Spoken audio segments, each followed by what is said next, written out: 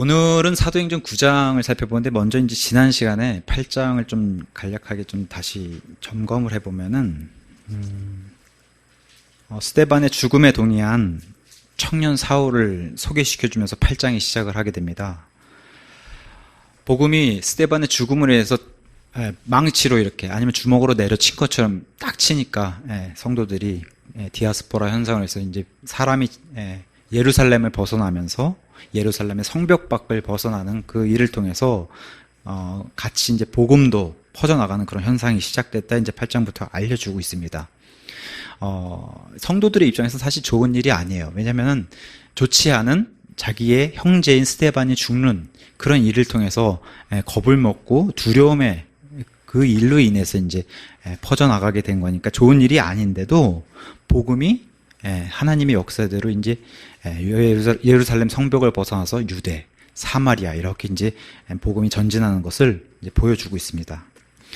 그러다가 이제 어떤 한 인물, 우리가 이제 7 집사 중에 한 명인 빌립이란 사람, 또 후에 이제 복음 전도자라는 그런 직분도 가지고 있는 빌립이란 사람이 이제 이 사람도 자기네 집을 향해서 집이 이제 이스라엘 지도에 봤을 땐 11시 방향에 있는 가이사랴라고 하는 그 지역의 도시가 바로 이 사람의 집이었는데 그 집으로 이제 향해 가면서 복음을 전하면서 가는 이런 것을 보여주고 있는데 그러면서 두 가지의 이제 복음의 에피소드를 성경이 기록해 주고 있어요. 근데 이제 둘 다 뭘 알려주냐면은 돈과 권력이 있으면은 이 돈과 권력을 어떻게 하나님을 섬길 수 있나, 돈과 권력 있는 사람이 그걸 보여주는 두 가지 에피소드로 시몬이라는 사람하고 에티오피아의 내시를 들어서 두 가지 에피소드를 한번 이렇게 비교해 보면서 구원받은 사람들인데 평이하게 다른 그런 모습과 그다음에 후에 등장하는 그런 에티오피아 내시의 그런 하나님 모시기의 기쁨의 사람을 설명해 주는 것을 에피소드로 우리에게 보여주고 있습니다. 먼저 이제 첫 번째 등장한 인물이 마법사 시몬이에요. 물론 이제 구원받기 전에 이러한 행위를 했던 사람인데 이러한 행위는 오전에도 말씀드렸다시피 하나님을 굉장히 미워하는 그런 행위입니다. 마법사. 사람을 속여서 이렇게 불을 취하는 이런 일을 했던 사람이 바로 마법사 시몬으로 등장하고 있는데 자기를 이렇게 스스로 굉장히 높은 자리에 올려놨던 그런 사람. 또 마치 그렇지 않은데도 하나님의 사람인 양 그렇게 과거에 행동했던 사람. 지금 우리가 이해하기 좀 쉽게 생각하면 굉장히 사마리아의 용한 무당이라고 해야 될까요? 그런 사람은 존재했던 게 바로 이 시몬이라는 사람인데 그래서 지난 시간에 이 시몬이라는 영어 이름에다가 Y자를 하나 붙이면 이 사람이 지금 돈은 많은데 구원받고 난 이후에도 뭘 하려고 그랬냐면 이 사도들이 와서 성령님을 안수를 해서 주는 것을 보니까 야 저건 나도 내가 과거에 이렇게 그 백성들 앞에서 높여줬던 사람인데 저 능력을 내가 가졌으면 좋겠다고 해서 그거를 돈으로 살려고 했던 그래서 베드로를 통해서 책망받는 그런 일. 그러니까 이 시몬이라는 이름에다 Y를 붙였더니 그 뜻이 성직을 파고 사는 그런 성직 매매, 직분장사란 이런 의미가 지금까지도 쓰이는 그런 시몬이 아니면 또 사이먼이라고 하는 그런 단어로 우리가 충분히 알 수 있게 그렇게 하나님께서 알려주고 있고 비슷한 예로 이제 우리가 소돔이란 도시가 멸망할 때 소돔이란 도시가 하나님의 의인이 없어서 망한 건 맞는데 그 원인 중에 가장 큰 원인이 바로 동성애라고 하는 사실을 이 단어를 통해서 우리에게 똑같이 알려주고 있어요. 그래서 소돔이란 단어에 Y를 붙이면은 동성애라는 뜻이 되고 ITE를 소돔에다 붙이면 소도마이트라고 해서 동성애자라는 뜻이 돼요. 그러니까 소돔이란 도시가 얼마나 이 극심하게 동성애가 심했는지를 이런 단어를 보존해 주시면서 우리에게도 여전히 하나님이 알려주고 계신데 이러한 자가 바로 시몬이었던 그런 자고 이 사람이 행했던 일이 하나님의 그런 권능, 성령님의 권능을 돈으로 살 줄 아는 정말 어떻게 보면은 참 육신에 속한 그런 갓난아이, 우리 고린도전서 3장에 등장하는 육신에 속한 갓난아이, 하나님을 아직 깊이 알지 못하는 그런 사람으로 보여주는데 이와 반대로 이제 뒤에 나오는 에티오피아 내시를 소개해 주면서 복음으로 이렇게 사마리아가 막 부흥하고 있어요. 그래서 굉장히 유능한 부흥사로 등장하는 게 바로 빌립이라는 사람이었는데 굉장히 사마리아가 뜨겁게 일어나고 있는데 갑자기 빌립에 가는 집으로 가는 방향이 아니라 11시 방향이 아니라 7시 방향으로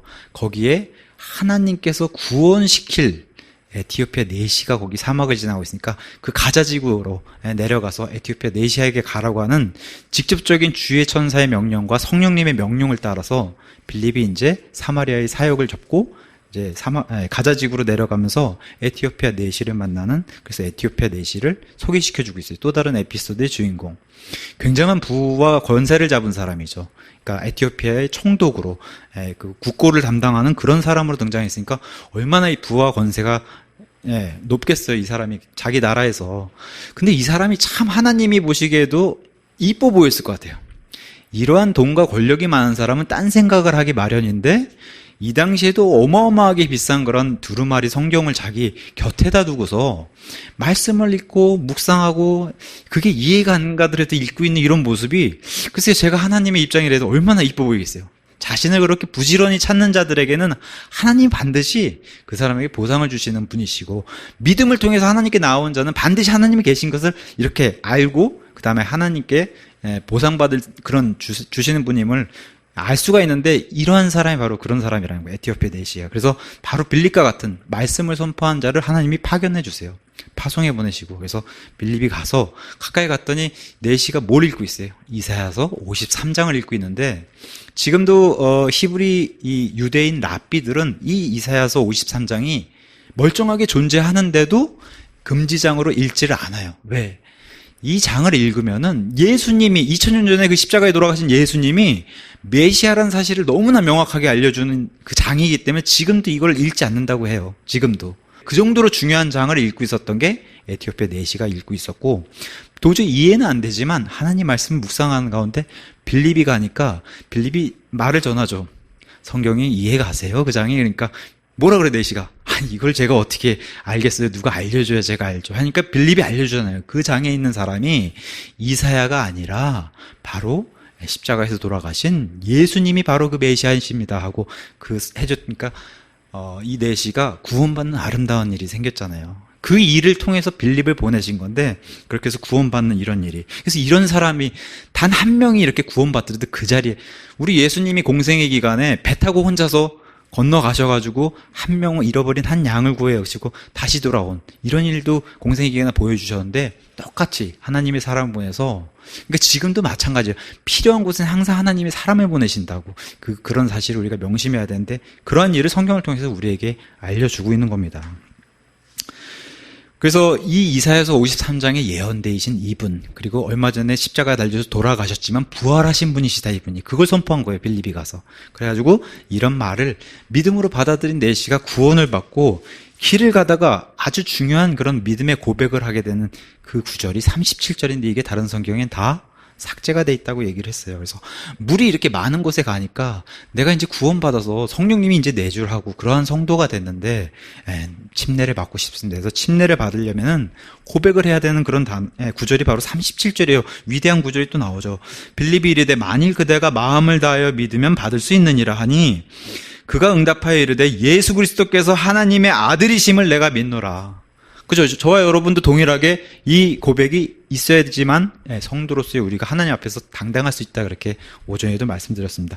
이 믿음의 고백 위에 또 빌립을 통해서 침례를 받는 이런 아름다운, 그래서 우리보다는 2000년 전에 침례 선조죠. 에티오피아 내시도. 그죠? 우리의 형제면서 침례 선조인 이런 모습을 잘 보여주고 있습니다. 이러면서 이제 시작하는 게, 그러면서 이제 빌립을 통해서 또 뭘 보여주시냐? 하나님의 휴거에 대한 예표로 또 빌립을 순식간에 채워서 순간적으로 사라지는, 그러니까 그런 모습도 보니까 이 내시가 더 기뻐하잖아요. 야, 이게 하나님의 일을 눈앞에서 이렇게 겪으니까. 그래서 39절에 그들이 물속에서 나와 올라올 때 주의 영께서 빌립을 채워가셨던, 이렇게 해서 휴거 예표를 보여주시니까 내시는 그를 더 이상 보지 못하더라. 근데 어떻게 돼요? 내시가 기뻐하며 자기 길을, 하나님에서 구원받은 그 성도로, 또 이런 하나님의 일을 보여주신 것으로 기뻐하면서 자기 나라로 돌아가는 이런 일을 그려주면서 8장이 마무리되고, 이제 드디어 9장이 시작을 하는데, 9장은 사도 바울의 회심입니다. 그러니까 우리가 바울이란 이름은 이방인의 사역자로서 많이 쓰고, 그전엔 사울이란 히브리 이름을 썼는데, 그래서 많은 사람들이 사울에서 바울로 넘어간 이런 걸로 많이 이제 말하고 그러는데, 사울을 바울로 바꾼 복음의 빛, 사실 이런 간략한 내용으로 우리가 살펴볼 수 있어요. 이 오늘 9장에 나온 사도 바울의 이 간증, 실제적으로 일어났던 이 일은 사도행전에만 3번이 등장합니다. 9장, 22장, 26장. 너무 중요한 일이기 때문에. 제가 예전에 막 구원받아서 이제 좀 지내다가 성경 좀 읽고 하다가 사랑침례교회를 처음 방문했을 때 형제님들이 달라붙어가지고 어떻게 오셨어요? 어떻게 구원받으셨어요? 하면 제가 똑같이 계속 앵무새처럼 똑같은 간증을 만난 사람마다 이렇게 해줬던 기억이 나요. 예. 근데 그래도 전혀 귀찮지가 않아요. 왜? 예수님을 증언하는 거기 때문에 기쁜 거예요. 간증하는 일이. 그래서 이렇게 반복해서 사도 바울의 간증을 기록한 것은 굉장히 위대한 사람이 이 사람 하나로 세상이 바뀐 거고, 이 사람 하나로 지금 우리도 신약 교회의 이런 교리들을 정리할 수 있고, 신약 교회가 어떤 것인지 설명해 주는 그런 위대한 사람이 바로 사도 바울이 하나님의 정말 위대한 도구죠.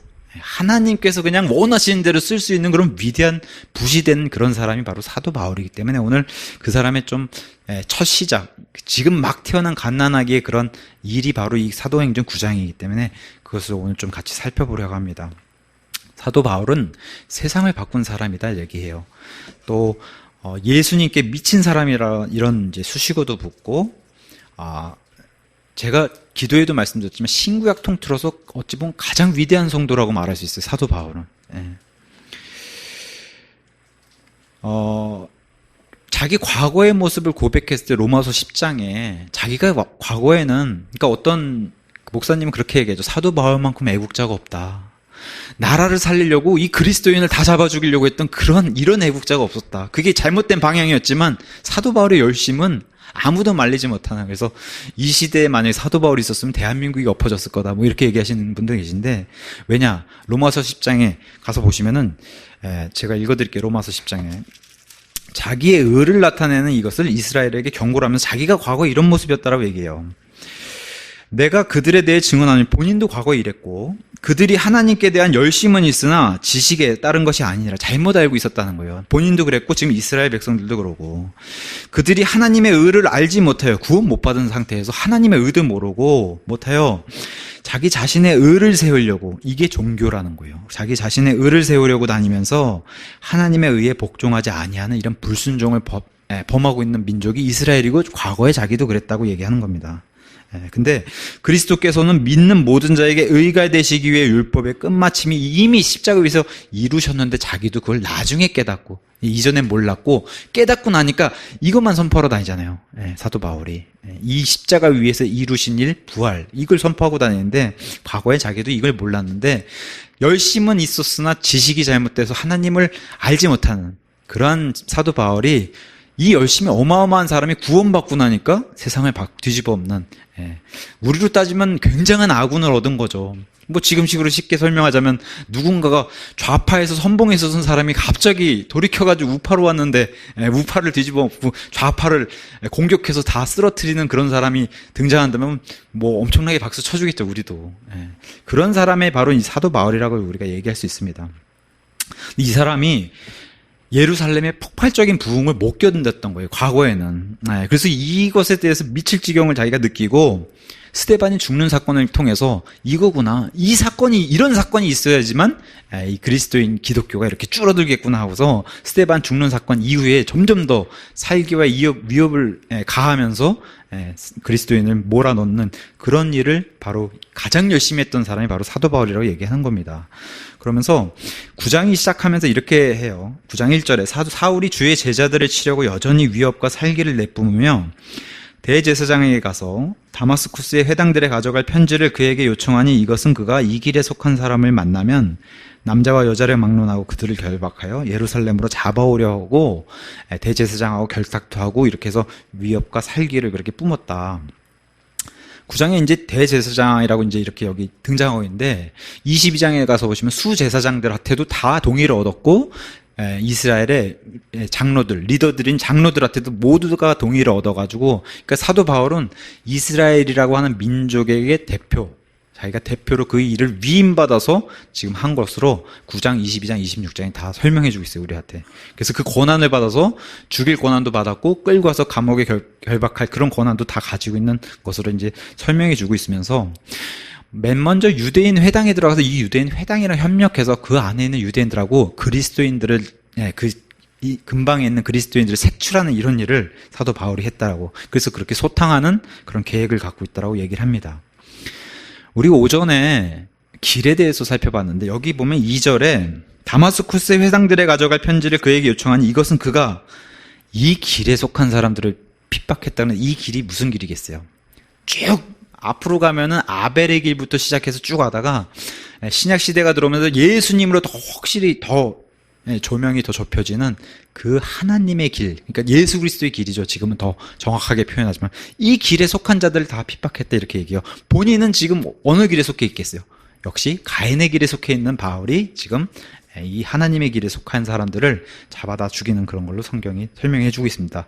22장에 가서 보니까 자기는 핍박뿐만 아니라 살인까지 한 그런 자다라고 자기를 소개해요. 간증해. 살인까지 한 자다. 그러면서 3절에 사울이 길을 가다가 다마스쿠스에 가까이 이르렀을 때 갑자기 하늘로부터 빛이 나와 그를 둘러 비쳤다 이렇게. 이 빛은 눈으로도 볼 수 있는 빛이고 우리 영적으로 따지면 마음 깊숙이 마음을 받고 영이 하나님의 손길에 닿아서 영적으로 다시 살아나게 한 영적인 복음까지도 얘기할 수 있는 그런 복음의 영적인 빛을 사도 바울이 받았다 얘기해요. 예루살렘에서 다마스쿠스까지는 거리가 210km 정도 되니까 뭐 빠른 걸음을 해서 일주일 정도 가는 거리 이렇게 얘기하는데 그 길을 걸어서 거의 다마스쿠스에 도착을 거의 했을 때에 하늘로부터 한 빛을 받았다 이렇게 사도 바울이 간증을 합니다. 이 빛은 22장의 동일한 사건으로 간증했을 때는 Great Light, 위대하고 더 엄청나게 큰 빛이라고 22장엔 그렇게 간증하고 26장에서는 더 이 빛은 햇빛이 아니라 해보다 밝은 빛이었다. 그래서 우리가 성경적으로 봤을 때 이 빛은 하나님이 보내신 빛이에요. 빛의 원천인. 그래서 계시록 21장 33절에 가서 보시면 새 예루살렘 안에 있는 하나님의 영광이 해가 비칠 필요 없는 그런 밤이 없는 곳으로 설명이 되면서 하나님이 뿜어내시는 영광의 빛이 바로 이런 빛이다라고 성경이 설명해 주고 있습니다. 이 빛을 맛을 본 거예요. 그래서 히브리서 6장 4절에서 5절 이 빛은 성도가 다 맛보는 그런 빛이라고 성경이 설명해 주고 제가 읽어드릴게요. 한 번 빛을 받고 하늘의 선물을 맛보고 성령님께 참여한 자, 여기 다 참여하신 거 맞습니까? 우리가 다 여기 참여해야 돼요.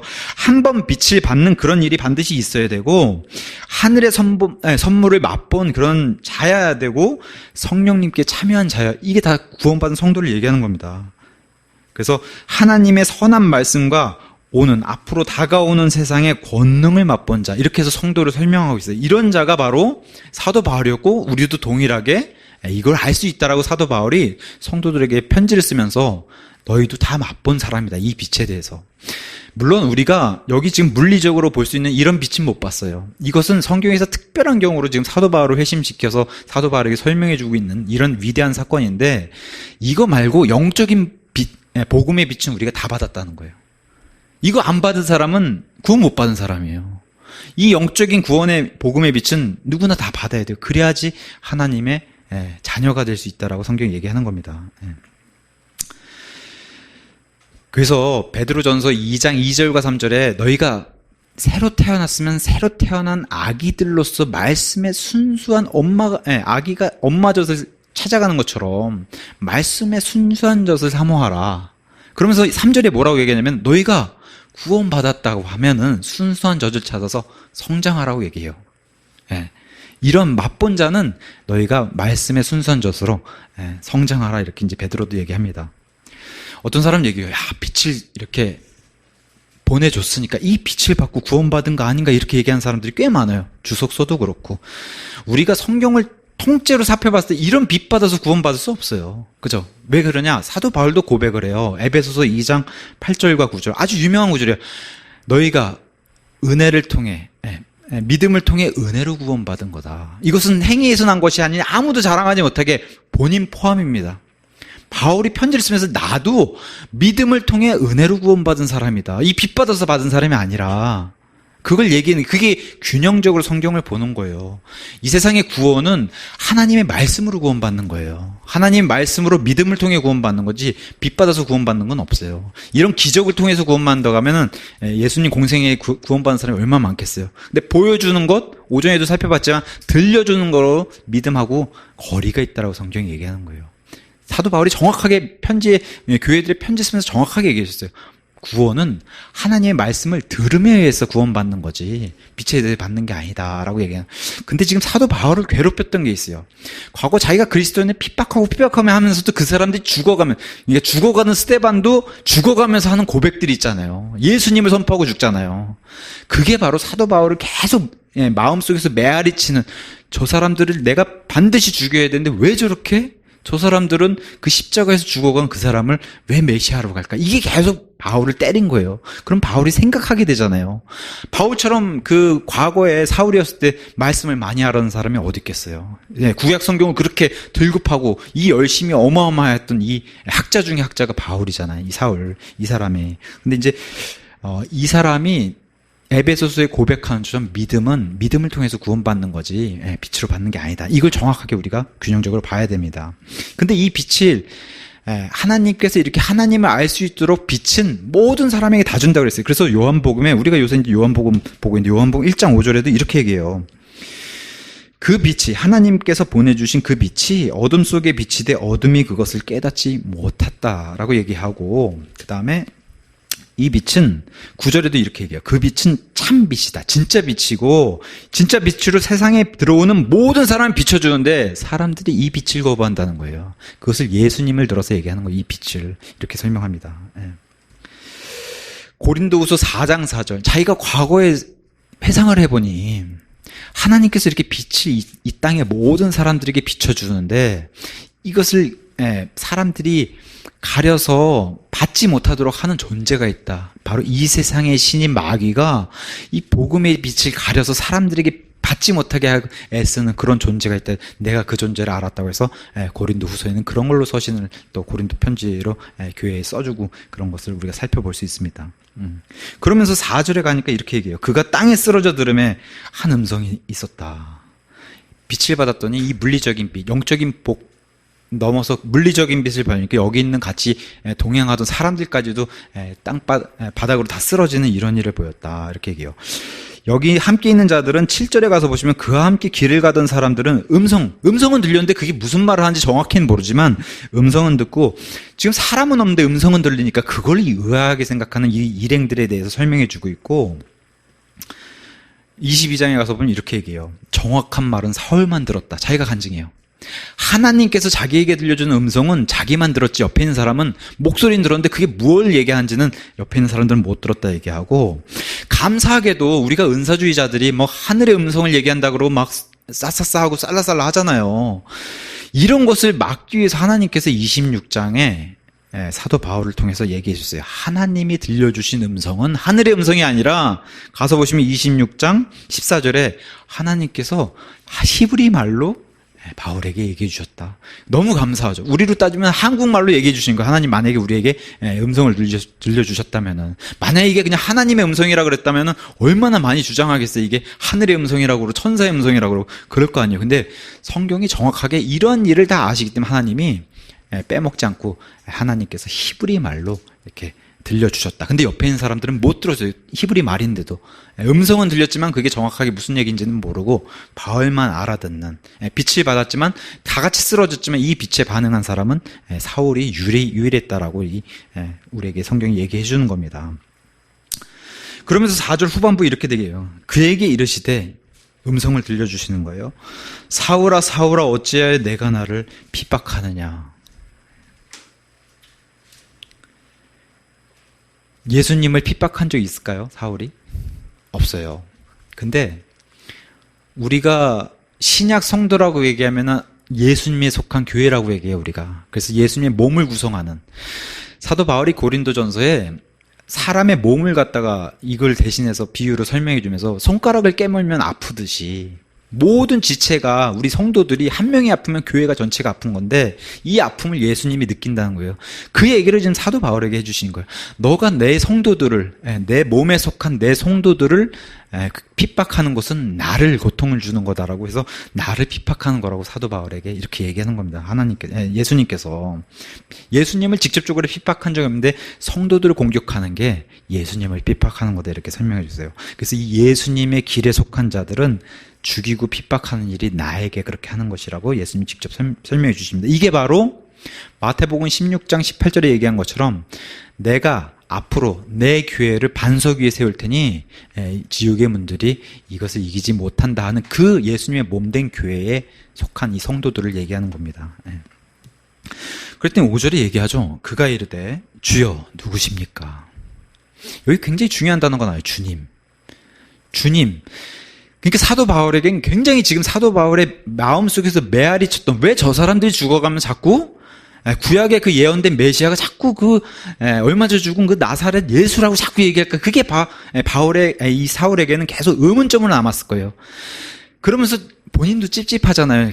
지금 자기는 이 사명을 갖고 이 사람들을 다 죽여야 되는데 음성이 들렸으니까 마침 자기가 궁금해했던 주님, 내 주님이신 걸 내가 알겠습니다. 근데 바로 물어보잖아요. 제가 주님이 누구신지 궁금합니다. 누구십니까? 라고 바로 물어보잖아요, 바울이. 그 얘기가 바로 오늘 사건이에요. 그랬더니 예수님이 바로 대답하시잖아요. I am Jesus. 영어로는 I am Jesus 하면 뒤에 너가 핍박하는 I am Jesus다. 이렇게 얘기해요. 사울 입장에서 얼마나 놀라겠어요. 자기는 예수님께 속한 그 성도들을 다 죽이고 결박해서 이 사람들을 없애야 되는 그런 사명으로 자기가 그걸 신념으로 믿음으로 갖고 이 일을 하고 지금까지 있었는데 그래서 다마스쿠에서 지금 그런 그 길을 가고 있다가 하나님께서 들려주신 음성을 자기가 듣고 내 주님 저에게 오셨군요 하고서 하지만 내 마음속에서 내가 의문이 갔던 거 왜 저 사람들은 죽어가면서도 예수님이 메시아라고 하는 그리스도라고 하면서 죽었을까 하는 그 질문을 예수님께 던졌을 때 모르겠어요. 어쩌면 바울의 마음에는 아니길 바랬을 수도 있어요. 자기가 핍박한 그 사람이 예수님이 아니길 그렇게 간절히 바랬을 수도 있는데 바로 온 답이 I am Jesus. 바울에겐 엄청난 이게 큰 충격일 겁니다. 어쩌면 바울의 이렇게 나이를 보면은 예수님 공생의 기간에도 예수님의 그런 사역을 많이 귀로 들었을 거예요. 또 바울은 지금 예루살렘에서 자기가 유학을 하고 가말리엘의 그 제자로서 공부하고 있으면서 예수님의 그 십자가의 그 일도 어쩌면 눈으로 봤을 수 있어요. 사도 바울은. 그 십자가에서 달리신 예수님, 그 이스라엘을 뒤집어 엎었던 그런 예수님, 근데 자기가 정말로 미워했던, 죽이고 싶었던 그런 예수님이란 말이에요. 이 사울이 예전에는. 그 다음에 예루살렘에 이 예수님을 따르고 부활했다라고 저렇게 주장하던 자기가 봤을 때는 거짓말인데, 저 거짓말 왜 이렇게 사람들이, 혹해가 미혹이 당해서 저렇게 예루살렘이 들썩이고, 예루살렘에 이런, 본인들이 예수님의 제자라고 한 사람들이 막 폭발적으로 늘어나는 거 자기는 못 견뎠었는데, 사내들인 앞에서, 이 변론하는 스데반을 보니까 자기가 봐도 천사처럼 모세가 얼굴이 빛났던 그 모세처럼 이 스데반의 얼굴도 천사 얼굴 같았다 그랬거든요. 성경 기록에. 그 얼굴을 보면서도 저 사람이 그 얼굴을 보면서도 죽여야 되겠다는 마음을 먹었던 사람이 사도 바울이에요. 그 스데반이 죽어가면서도 이 예수님을 선포하고 또 죽어가면서도 그 앞에 있는 이 죄인들을 용서해달라고 기도하면서 죽어가는 그 모습을 사도 바울은 똑똑히 봤는데 그게 아니길 바랬는데 예수님이. 근데 어떻게 돼요? 그 예수님이 맞다라고 사도 바울에게 얘기하니까 바울이 얼마나 충격을 받겠어요. 22장에 가서 그러니까 더 정확하게 얘기해 주세요. 네가 핍박하던 나사렛 예수다라고 더 정확하게 얘기해요. 간증을 그렇게 해요. 그 나사렛이라고 하는 그 동네를 얼마나 사람들이 무시했어요. 나사렛에서 무슨 메시아가 날 수 있냐고 그렇게 이스라엘 사람들이 못 잡아먹어서 안달이었던 그 사람들이 근데 나사렛 예수 이렇게 본인을 소개하세요. 그러면서 이제 뒤에 가서 얘기하는 게 가시채를 걷어차기가 내게 고생이라 하고는 이 구절 이게 뭐예요? 너가 지금 잘못하고 있다라는 것을 예수님이 알려주시고 있는데 지금 보면은 제가 읽어볼게요. 가시채를 걷어차기가 내게 고생이라 하시거늘 그가 떨며 놀라 이르되 주여 내가 무엇을 하길 원하시나이까 하며 주께서 그에게 이르시되 까지가 삭제되어 있어요. 다른 성경에. 그 다른 성경에 어떻게 돼 있냐? 주님 누구십니까? 여쭤보니까 나는 내가 핍박한 예수라. 일어나 다마스쿠스로 가라. 이렇게 돼 있어요. 건너뛰고. 근데 중요한 게 이 안에 있는 예수님과 대화예요. 대화. 그게 빠져 있어요. 다른 성경에는 다. 이러한 성경을 삭제하고 변개시키는 일이 유명한 사건 하나 들어보면은 예수님이 십자가에 달리셨을 때 양쪽에 달렸던 강도들이 있어요. 그 중에 한 강도가 예수님과 이렇게 대화하다 보니까 아무리 봐도 이분은 죄가 없으시고 의로우신 분이라고 고백한 강도 하나 있어요. 물론 오른쪽 강도라고는 성경은 얘기 안 해요. 다만 하나님께서 오른쪽이 중요하다고 계속 얘기하시기 때문에 그래서 많은 사람들이 우편에 있는 강도가 아니겠냐 이렇게 얘기하는 겁니다. 어쨌든 한쪽에 있는 강도가 예수님은 의로우신 분이고 하면서 고백을 합니다. 주님이라고. 그게 중요한 거예요. 많은 뜻을 내포하고 있어요. 이 오른편에 달린 강도가 주님, 주님, 저를 기억해달라고 하는 주님의 그 고백이 있는데 그 주님의 고백이 뭐예요? 여호와라고 고백하는 거예요. 그게 뭐예요? 하나님이신데 사람의 몸을 입고 내려오셔가지고 이 십자가에 죄 없는 분이 달리셔. 그 의미가 함축된 단어가 주님이에요. 근데 다른 성경에 그 주님을 빼버렸어요, 다. 그렇게 왜곡시키는 거예요. 주님 대신에 그 주님이란 단어는 여호와를 나타내는 단어예요. 그게 뭐예요? 하나님이신데 사람의 몸을 입고 내려오셔서 십자가에서 사람의 몸을 입어야지만 피를 흘리실 수 있으니까 그 의미가 함축된 게 바로 주님이란 단어예요. 근데 그걸 빼고 뭘 넣어놨냐면은 예수여, 많이 아시죠? 예수여, 나를 기억해 주셔서 예수란 단어로 바꿨어요. 그건 뭐냐면은 하나님이신 신성한 존재라는 것을 바꿔서 땅에 있는 사람의 이름으로 바꿔버리는 거예요. 그러면 뭐예요? 사람은 사람을 구원 못해요. 그런 지금으로 따지면 뭐랄까 하향평준화처럼 하나님을 끌어내려가지고 사람으로 동등하게 만들어버린 그런 걸로 성경을 변개시켰어요. 우리 성경만 주님이라고 고백해요. 그게 진짜 성경이에요. 이런 걸로 변개하고 있는 이런 사람들이 있다는 거예요. 방금 전에 또 우리가 지난 시간에 살펴봤던 8장 37절 그 에티오피아 내시의 고백, 주는 그리스도시여 살아계신 하나님의 아들이십니다. 이런 고백이 있어야 되는 거예요. 강도도 그런 고백을 했고, 여기 지금 사도 사울이었을 때 이 바울도 지금 고백을 하잖아요. 주님이라고 먼저 고백을 하는 거예요. 그 의미가 함축적인 나의 주인이여 하고 함축적인 의미가 다 들어있는 겁니다. 예수님이 말씀하시는 가시채를 차기가 내게 고생이다. 그게 뭐예요? 가시채라는 것은 여기 지금 소들이 밭을 제대로 갈기 위해서 옆으로 벗겨나가는 걸 콕콕 찌르는 막대기란 말이에요. 이게 가시채가. 근데 그 가시채를 오히려 본인이 걷어차고 있으니까 이게 참 네가 지금 잘못하고 있고 굉장히 고생이다라고 예수님이 말씀해 주시는데, 갈라디아서 1장 13절에는 사도 바울이 이렇게 고백해요. 내가 하나님의 이 가시채를 걷어찬 것이 내가 하나님의 교회를 극도로 핍박했다, 이렇게 바울이 편지에 이렇게 씁니다. 갈라디아 교회에다가. 근데 아까도 말씀드렸다시피 이렇게 극도로 핍박을 하니까 우리가 엄지를 깨물어도 새끼를 깨물어도 아프듯이 한 지체가 고통받으면 다 아프듯이 예수님이 받는 고통도 심했다는 거예요. 이 사울을 통해서. 사사기 3장 31절에 가서 보시면은 이 가시채에 대해서 성경 자체가 설명을 해요. 소를 올바른 방향으로 이끄는 가시채라고 설명해 주면서 그 당시에 재판관 삼갈이라고 하는 한 두 구절 된 짧은 구절이 나와요. 재판관 시대니까 사사 시대에 가서 보면은 삼갈이라고 하는 사람이 이 가시채 하나로 이스라엘을 구해요. 블레셋으로. 블레셋이란 민족으로부터 이스라엘을 가시채로 600명을 때려잡는 이런 것도 성경에 기록되어 있어요. 가시채로. 자, 유대교에서 바리새인 중에 바리새인이라고 하는 이 사울이 그러니까 2등은 싫은 거예요, 바울은. 그죠? 이런 사람이에요. 1등만 해야 되는 그런 사람인데, 이 사람이 엄청난 달란트를 받았어요. 열심, 그 다음에 머리가 미상하고, 그죠? 바울이 받은 달란트가 많아요. 그 달란트를 올바른지 아는 데 쓰니까 이러한 엄청난 일을 이렇게 하던 사람이 이때부터 회심해가지고 이 달란트를 어디다 써요? 온전히 예수님께 쓰니까 세상이 바뀌는 폭발적인 이런 엄청난 부흥이 생긴 건데, 우리가 보통 달란트, 영어로는 탤런트라고 하는 이것은 다 하늘로부터 온 건데, 사람이 교만해서 자기 능력으로 된 것처럼 자기를 위해서 써서 그렇지, 모든 달란트는 다 하나님께 하늘로부터 내려온 거예요. 다. 노래 잘하는 사람, 글을 잘 쓰는 사람, 그림을 잘 그리는 사람, 이런 달란트는 다 하늘로부터 온 건데, 이걸 올바로 하나님께로 써야 되는데 대부분의 세상 사람들은 어떻게 돼요? 다 자기를 위해서나 마귀를 위해서 쓰는 겁니다, 이게. 근데 온전히 바뀌어서 이렇게 회심하게 되면 자기 달란트를 하나님께 쓰면 이게 정말 하나님이 원하는 그 달란트를 준 목적대로 쓰는 거예요. 우리가 우리에게 준 모든 능력이 다 하나님을 찬양하기 위해서 받은 거라서 우리가 장차 하늘로 갔을 때는 우리의 모든 달란트라든가 아니면 모든 능력을 다 총동원해서 찬양을 드리는 거예요, 하나님께. 우리의 목적이 그게 가장 크기 때문에. 그래서 어쨌든 사울은 회심한 이후에 자기의 모든 능력을 이제는 다 예수님께, 그래서 예수님께 미친 사람이 되는 그런 사람 아니겠습니까?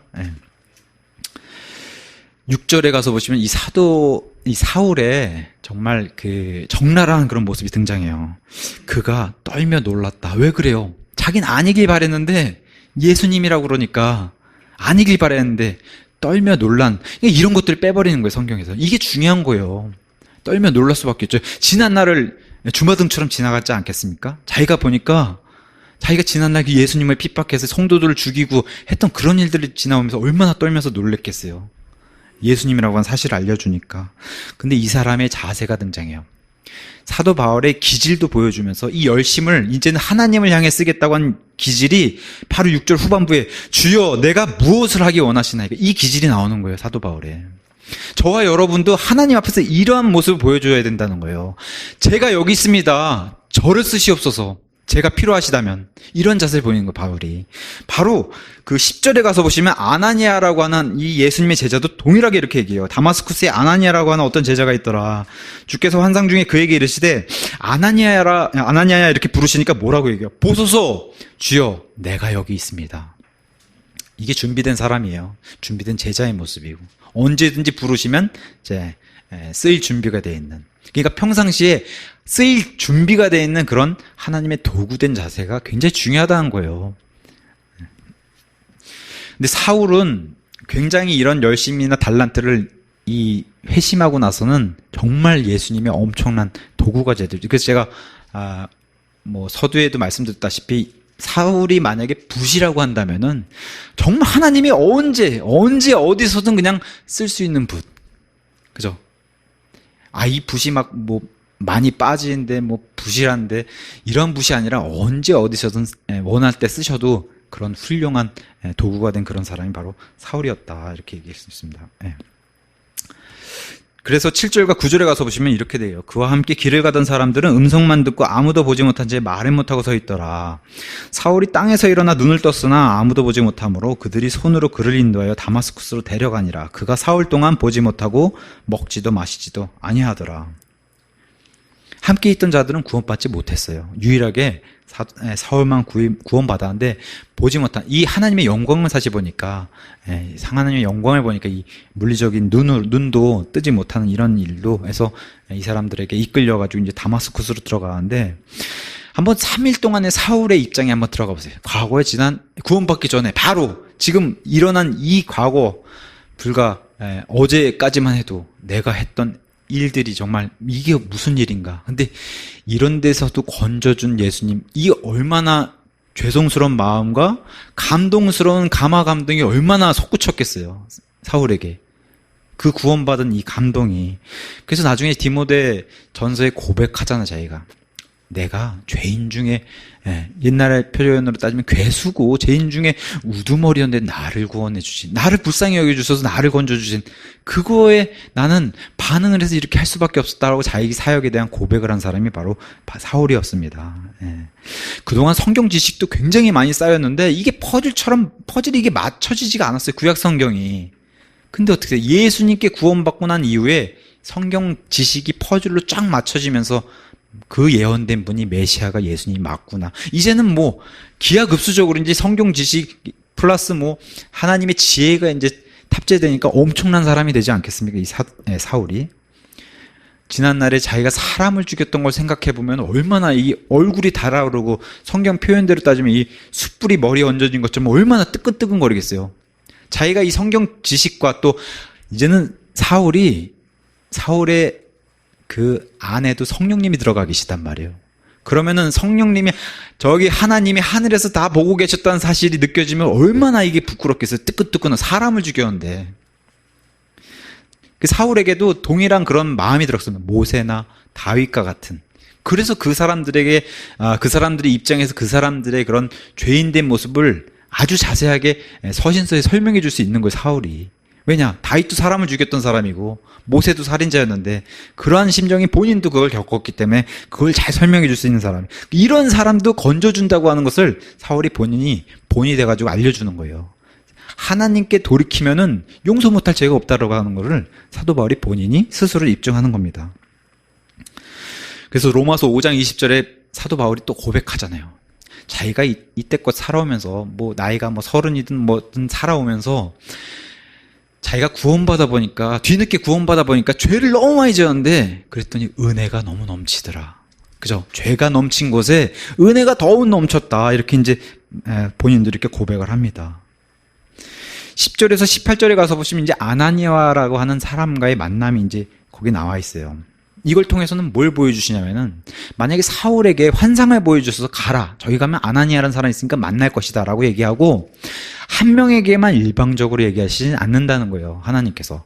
아나니아에게도 동일하게 사울이라는 사람이 있으니 거길 찾아가서 사울이랑 만나서 똑같은 얘기를 전달해줘요. 그래야 혼선이 없으니까.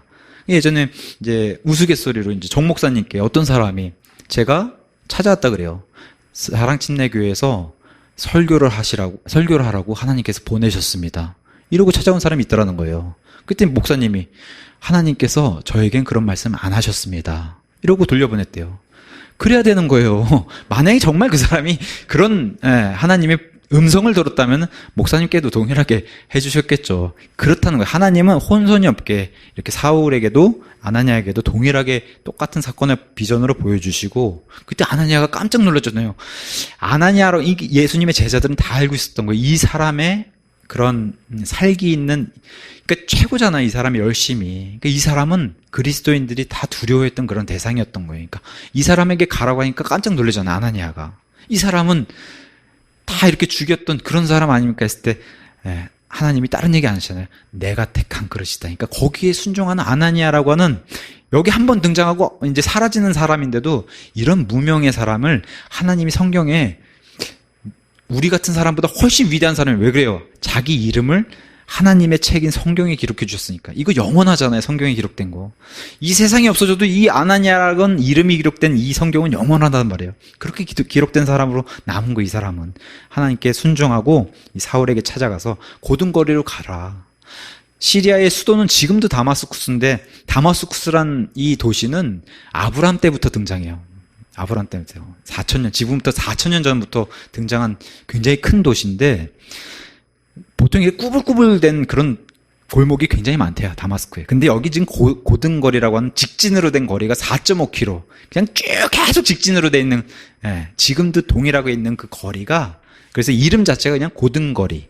직진으로 돼 있는 고등거리. 거기 가면은 그 유다라고 하는 그 집에 가서 유다의 집에 지금 사울이 있으니까 거기 가가지고 사울에게 시력을 안수해서 하게 하라는 이런 하나님의 질서도 이제 보여줍니다. 이 사람을 통해서 가서 보면은 사울이 기도하고 있을 것이다 이렇게 얘기해요. 그랬더니 이제 어떤 주석관 얘기해요. 이 기도하는 그 심정이 어땠을까? 사울이 지금 먹지도 않고 그러고 있으면서 기도를 드리고 있는데 지나온 인생을 이제 정리를 해야죠. 보통 예수님께서 사람을 안진뱅이 같은 사람들이 이렇게 세우시면은 일어나라 내 자리를 정리하라 그러잖아요. 지금 이 사울도 자기의 지나온 인생들을 생각을 정리할 시간이 필요한 거예요. 3일 동안에 정리하고 앞으로 인생은 이제 맡겨야 되잖아요. 예수님께 맡기고 지금 아나니아가 내 시력을 찾게끔 올 거니까 기다리면서 하나님의 약속을 기다리면서 명령 동안 기다리고 있는 그런 모습이 바로 예수님께 기도를 하고 있는 이런 모습을 이제 있을 것이다라고 아나니아에게 얘기를 해줬는데 그리고 그 약속이 성취가 되죠. 아나니아가 가서 안수를 통해서. 이거 아나니아의 능력 아닙니다. 하나님의 그냥 질서. 아나니아라고 한 사람은 사도도 아니고 하다못해 무슨 집사도 아니에요. 근데 이러한 사람을 통해서 예수님의 먼저 된 제자를 통해서 이렇게 사울이 안수를 통해서 눈을 뜨게 해주고 이런 것을 이제 하나님 보여주셨어요. 아나니아 가서 참 멋진 얘기를 해요. 17절에. 하나님께 순종하는 모습으로. 그러면 하나님께서 말씀하시니까 제가 가서 사울을 받아들이겠습니다 하고 17절에 그 증명으로 아나니아가 자기 길로 가서 그 집에 들어가 그에게 안수하며 이르되 뭐라고 불러요? 내 형제 사울아 이렇게 불러요. 하나님께서 내 형제라고 말씀해 주셨으니까 내가 형제가 맞다고 형제 사오라고. 사실 우리에게는 형제, 자매하면 끝난 거 아니에요? 가족이 됐다는 거예요. 하나님 안에서는 진짜 가족. 그걸 얘기하는 거지. 아나니아도 가족, 하나님의 가족이고 사울이 이제는 하나님의 가족이 됐다 해서 형제 사울이라고 부르는 이것을 성경이 보여주는 겁니다. 아나니아를 통해서 이제 하나님에서 이제 말씀을 해주세요. 아나니아를 통해서 전달하는 거예요. 이제 하나님이 직접 사울에게 전달하는 게 아니라 앞으로 사울이 해야 될 일을 아나니아를 통해서 이제 말씀해 주시는데 그게 바로 15절과 16절에 나옵니다. 그러나 주께서 그에게 이르시되, 이제 아나니아 입을 통해서 얘기하는 거예요. 내 길로 가라. 그는 이방인들과 왕들과 이스라엘 자손 앞에서 내 이름을 전하기 위해 내가 택한 그릇이니라. 그가 내 이름으로 인하여 얼마나 큰 일들로 반드시 고난을 겪어야 하는지 내가 그에게 보이리라. 이것을 가서 사울에게 전달을 해줘라. 이렇게 얘기하고 22장 중요한 내용이니까 22장 14절에서 15절 이건 제가 읽어드릴게요. 자, 또 이런 얘기도 전달했어요. 그가 또 이르되 우리 조상들의 하나님께서 너를 택하사 너로 하여금 자신의 뜻을 알게 하시며 저 의로우신 분을 보게 하시고 그분의 입에서 나오는 음성을 듣게 하셨으니 내가 보고 들은 것에 대하여 모든 사람을 향해 내가 그분의 증인이 되리라. 이렇게 이제 전달했고 26장에 가서 보시면은 16절과 18절에 이렇게 이제 아주 자세하게 내요. 오직 너는 일어나 내 발로 서라. 내가 내게 나타난 것은 이 목적을 성취하기 위함이니 곧 이 일이라는 거예요. 내가 본 이 일들과 또 앞으로 내가 내게 나타낼 그 일들에 대하여 너를 사역자와 증인으로 삼기 위해서 내가 사울 너를 택했다. 하면서 내가 너를 백성은 이제 유대인 얘기하는 거예요. 백성과 이방인들에게서 건져내어 이제 그들에게로 보내는 것은 그들의 눈을 열어주어 너와 동일하게. 너가 지금 눈이 가려져 있어서 이제 아나니아의 안수를 통해서 눈이 열린 것처럼 그들의 눈을 열어주어 그들을 어둠에서 빛으로 사탄의 권세에서 하나님께로 돌아오게 하려 하며 또 그들이 죄들의 용서를 받고 내 안에 있는 믿음으로 거룩히 구별된 자들 가운데서 상속 유업을 받게 하려고 내가 너를 내 도구로 쓰기 위해서 너를 불렀다. 이렇게 해서 아나니아 입을 통해서 사울에게 전달합니다. 하나님 명령을. 또 다른 말로는 뭐라고 하겠어요? 소명을 받은 거죠. 바울이 소명을 받은 겁니다. 이제 하나님이 부르심. 그러니까 구원의 부르심 외에 지금 특별한 사도의 부르심을 받는 장면이 바로 이 장면입니다. 그래서 사도 바울은 여러 편지에서 자기가 고백을 해요. 내가 예수 그리스도의 고난을 받은 자, 그죠? 예수 그리스도의 사역자가 된 자, 그리스도인들에게 본으로 나를 삼으셨다. 나는 고통을 심하게 받은 그런 자였다. 내가 예수님 때문에 고난을 받았다. 여러 서신에서 다 이렇게 예수님 때문에 받은 그 고난, 이거를 기뻐하는 그런 사람이 바로 사울이었다고 이제 성경이 얘기하는 겁니다. 바로 무슨 일이, 즉시 비늘이 떨어졌다고 얘기해요. 즉시 비늘이 떨어지고, 곧 그냥 또 바로 시력을 회복하고 했더니 이 사울도 뭘 해요? 그러니까 고등거리에 유다란 집에 지금 위치에 가서 지도로 가서 보시면 유다란 집에 고등거리 저 동쪽 끝에 있는 그 위치인데 거기에 지금도 뭐가 있냐면은 물이 솟아나는 우물 그게 있어요. 분수대 같은 게. 지금 사울이 바로 침례를 받아요. 이 하나님의 명령에, 예수님의 명령에 순종해서 침례를 받겠다고 해서 아나니아를 통해서 침례를 받는 게 나아요. 바로 그래서 침례 고백을 합니다. 그래서 22장 10절 같은 데서 이 침례 이렇게 얘기해요. 아나니아가 왜 주저하느냐 사울아, 주의 이름을 부르며 일어나 침례를 받고 내 죄들을 씻어버리라 이렇게 얘기해요. 그랬더니 바울이 바로 순종해서 침례를 받고 고백하는. 그래서 사울의 유명한 그런 로마서 편지가 있잖아요. 마음으로 믿고 입술로 고백해서 구원을 받는다. 이런 것을 바울이 본인 스스로가 이거를 했다라고 이제 성경이 증언해주고 있습니다. 침례를 받으면 보통 사도행전은 하나님의 언어인 방언이 터지는 이런 일을 기록해주고 있는데 사도 바울은 전혀 그런 일이 없어요. 그것도 참 하나님께 감사한 일이에요. 사도 바울이 여기서 막 방언했으면 또 우리 순복음교회도 난리 나지 않겠어요? 근데 그런 일을 기록을 안 해주셨어요. 없어요, 그런 일은. 또 사도의 안수를 받지 않았어요. 어떤 특별한 사람이 안수받은 게 아니에요. 이 사울은 그냥 아나니아라고 하는 무명의 사람의 안수를 받았는데도 이런 것을 보여주고 방언도 안 했어요. 사도의 안수도 없었어요. 이걸 3번이나 기록해 줬어요. 못을 받게 하기 위해서. 확정을 이렇게 지어주셨습니다. 그랬더니 20절과 22절에 즉시 유대인들의 회당에 가서 그리스도를 선포하는 거예요. 뭐 없어요. 그죠?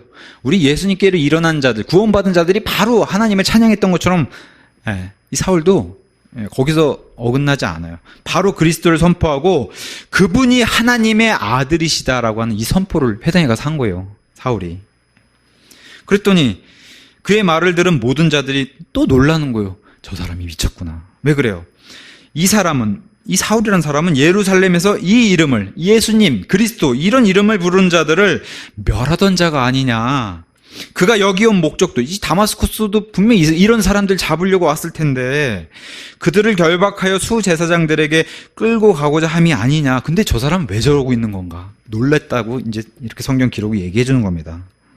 그랬더니 22절에 그러나 사울은 이제는 다시 돌이킬 수 없어요. 우리가 보통 좌파 탈출은 지능순 뭐 이렇게 얘기하잖아요. 죄인에서 의인으로 돌아선 사람은 다시 죄인으로 갈 수도 없고 가게 내버려 두지도 않으세요. 하나님이. 사울은 뭐 두말하면 잔소리겠죠. 지금 그래서 바울은 이렇게 얘기해요. 사울은 점점 더 힘을 얻어 이분이 바로 그리스도임을 입증하며 다마스쿠스에 거하던 유대인들을 굉장히 당황시켰다 이렇게 얘기해요. 받아들일 사람들이 아닌데 거기다 대고 듣든지 아니 듣든지 그냥 선포를 해야 되는 거예요. 지금 이 사람 막 구원받은 사람이 얼마나 충만하겠어요. 막 구원받은 사람이.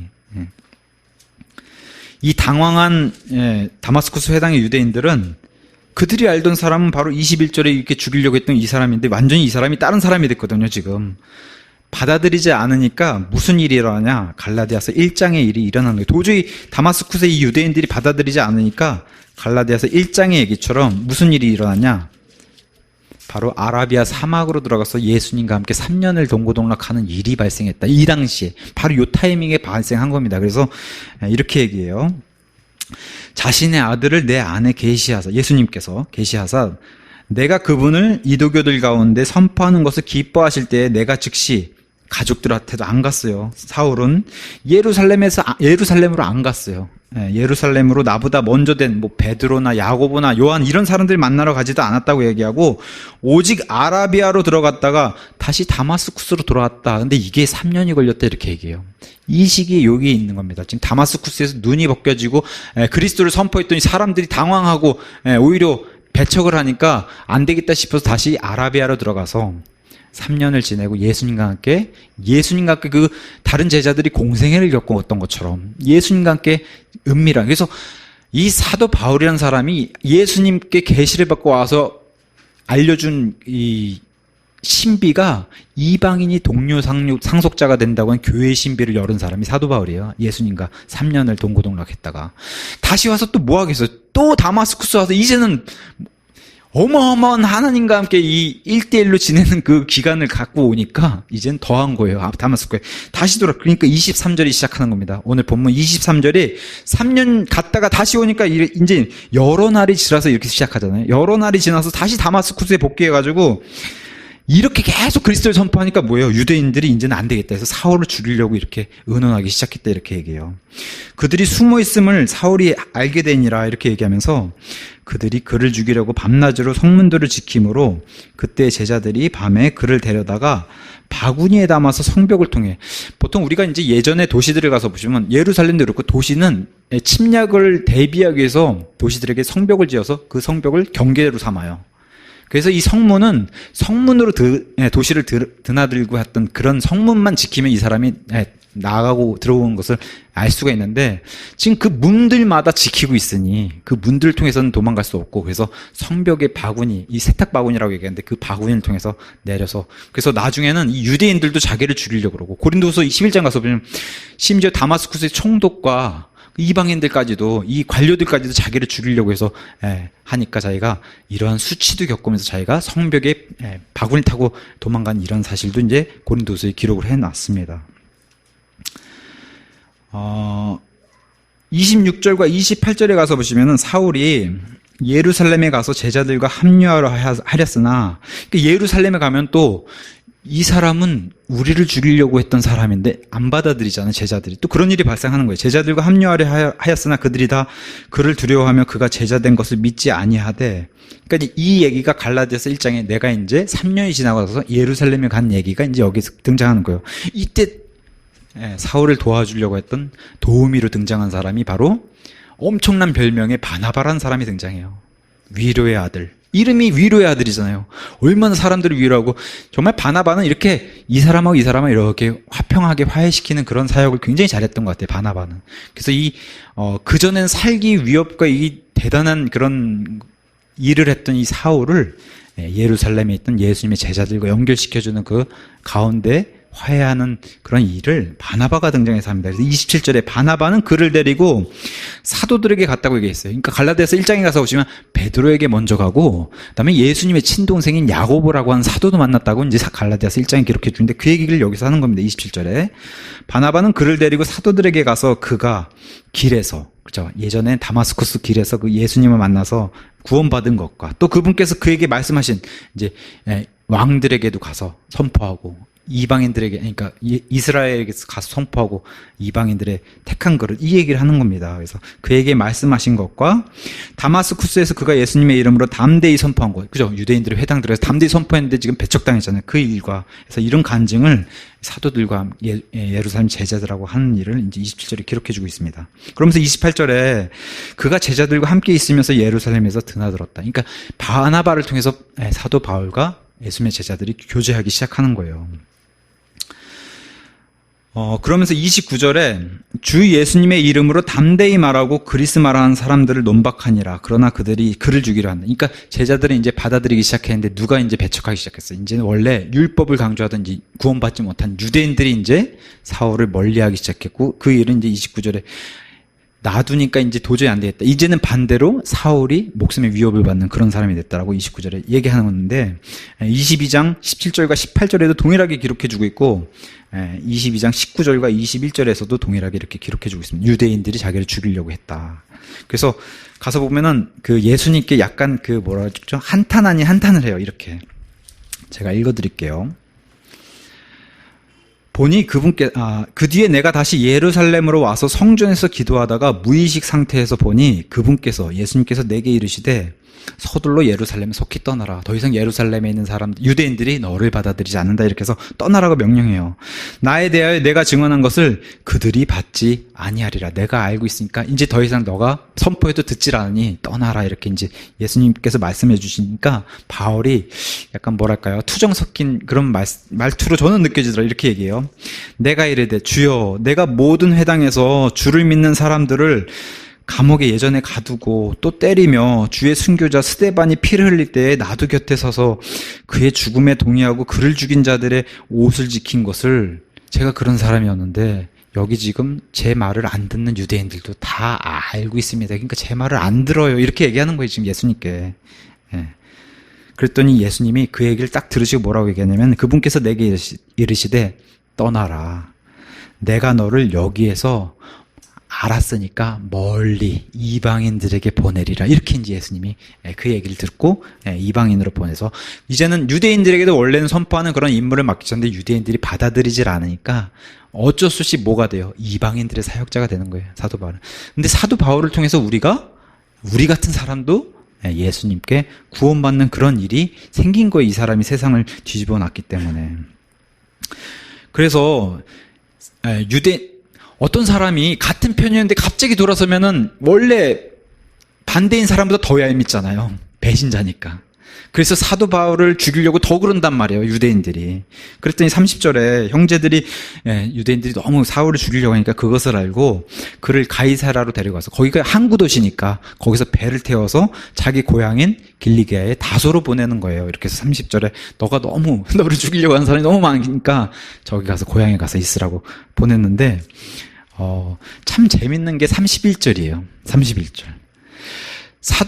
그러니까 사울이, 그러니까 그 전에 구원받기 전에 사울의 입장에서는 이 사울이 존재만으로도 교회들이 굉장히 위협을 느끼고 스트레스를 받고 굉장히 공포감에 사로잡혀 있었다라는 걸 얘기해 주는데, 이 사람이 변하니까 31절이 등장했다는 거예요. 그 주석가가 그렇게 얘기하는데 너무 맞더라고요. 사울이 바울이 되니까, 구원받아서 이제 하나님의 사람이 되니까 이 사람이 돌아서는 일로 인해서 교회들이 안식을 얻었다는 거예요. 이 사람이 바꿔서 얘기하면 얼마나 교회들을 괴롭혔으면, 성도들을 괴롭혔으면은 그때는 너무 공포심에 사로잡혀서 막 디아스포라 현상이 일어나고 막 이랬는데, 이 사람이 회심을 하니까 보세요.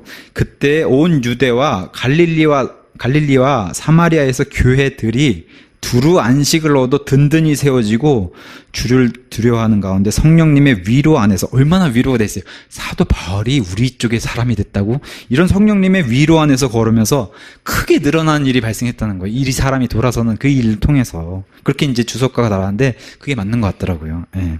여기 보면 우리 성경에서는 유대와 갈릴리와 사마리아의 교회들이라고 표현했어요. 이 교회들이 안식을 얻었다니까 이런 건물이 아니라 살아 돌아다니는 사람들이 교회들이라고 설명해 주는데, 이 교회들인 성도들은 분명히 지역에 가서 자기들이 모여서 지역교회를 만들어요. 그게 성경적인 지역교회예요. 우리 성경만 교회들로 돼 있어요. 예전에 개혁성경은 그냥 교회로만 돼 있어요. 복수로 안 돼 있고. 교회들이 중요한 거예요. 이 성도들이, 살아있는 교회들이 안식을 얻었다는 거예요. 저와 여러분 같은 교회들이 안식을 얻고, 사울이 돌아서니까 마음이 놓였나 봐요. 그렇게 이제 표현할 수도 있겠죠. 이 두루 안식을 하는. 그래서 안식도 누리고 부흥이 됐다는 거예요. 얼마나 기쁜 일인지 몰라요. 바울의 회심 이후에 이런 일이 벌어지고, 사자에서 양으로 변한 한 사람 때문에 이 교회가 이렇게 안식을 얻었다, 이렇게 얘기해요. 그래서 이런 회심한 사울을 보면서 그런 생각이 좀 들더라고요. 구원받았다고 해서 탄탄대로가 아니라는 거예요. 사도 바울을 보면 구원받았다고 해서 탄탄대로가 아니라 더 혹독한 삶이 펼쳐졌어요, 이 사람에게는. 그게 기다리고 있었어요, 사울에게는. 저도 구원받은 게 30대 후반에 받아서 되게, 저도 이제 사울처럼 고백할 수 있는 것은 살아생전에 너무 많은 죄를 지었다는 거 저도 고백할 수 있어요. 하나님 앞에서.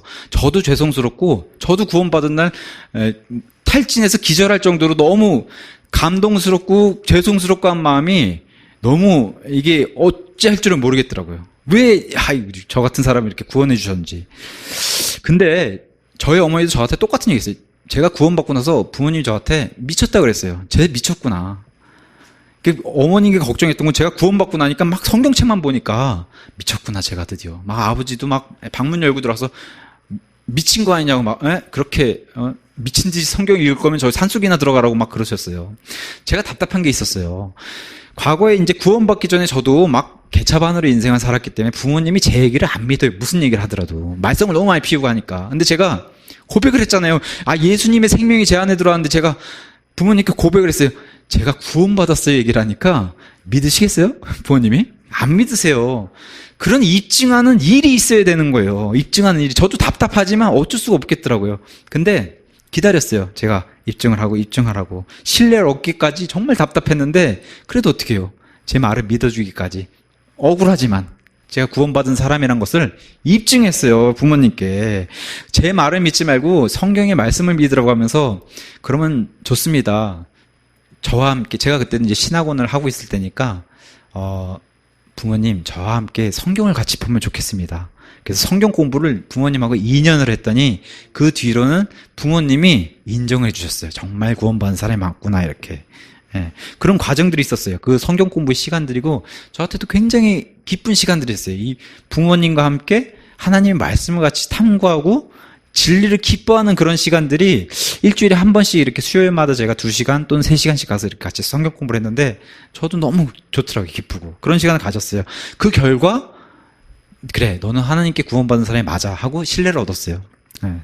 지금은 이제 그 결과로 부모님이 다니던 그 교회를 떠나게 이제 제가 설득을 해서 그 교회에서 나오셔가지고 지금 사랑침례교회로 아예 이사 오셔서 거기서 예배를 드리고 이제 믿음 생활을 하고 계시니까 저는 마음이 훨씬 더 놓이죠. 제가 지금 진주에 내려와도 마음이 편한 이유가 뭐겠어요? 부모님이 거기 계시니까 편한 거예요, 저는.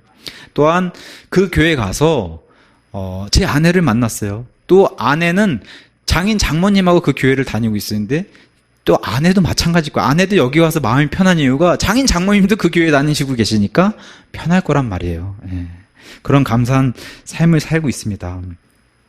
그래서 이런 것이 아마 이런 뭐 앞으로 어떨지 모르겠지만 만약에 하나님이 함께 하시면 정말 이 진주에 올인할 수 있게 하나님께서 이런 환경을 열어주셨구나, 그렇게 생각이 들 수밖에 없어요. 예. 그런 은혜를 누리고 있는 것을 참 감사드립니다. 각오를 다시 한번 사도 바울을 이제 빗대서 이제 빌어서 좀 얘기하자면은, 구원받고 나서 이제 성화의 길이 꽃길이 아니라는 거예요. 예, 꽃길이 아니라. 예, 그걸 다시 한번 이 본문을 통해서 우리가 짚고 넘어가야 되는데, 성경에 많은 인물들이, 많은 이 하나님의 길을 가는 사람들이 굉장한 세상으로부터 핍박을 받았어요. 에녹, 노아, 그죠? 모세, 다윗, 엘리야, 예레미야, 미가, 뭐 베드로, 요한, 그리고 우리 예수님, 그죠? 예수님은 아예 죽기까지 그런 고초를 당하셨으니까.